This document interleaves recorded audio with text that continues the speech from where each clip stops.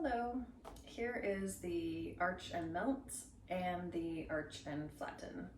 These are what we would call the Somatic Center release, and we're focusing on your low back, very global release. So instead of isolating certain muscles, we're looking for the whole low back to just kind of soften and release.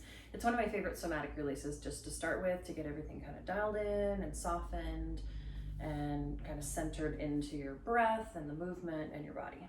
So we begin by lying down on your back, and then once you're lying down, you can just kind of rest your arms and let your body kind of melt into the mat and relax here. Having your legs, your knees bent, you can let your knees kind of buckle in toward or just kind of rest in towards each other a little bit if you'd like, just so you're not working and feeling like you're working to keep your legs up. Your hands are by your sides. You can close your eyes, and on your inhale, you'll start to arch your back. So you're lifting your low back away from the mat. Think of moving your pubic bone away from your belly button, creating space under the low back and contracting the low back muscles.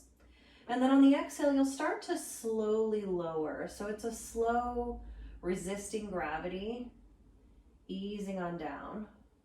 Your low back starts to melt, but it's little by little, resisting gravity to let it melt down into the mat. And that's the arch and melt.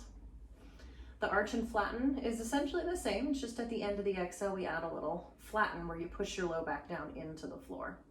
So the melt, we don't actually push the back in. We just resist gravity until it returns back to your comfortable neutral center.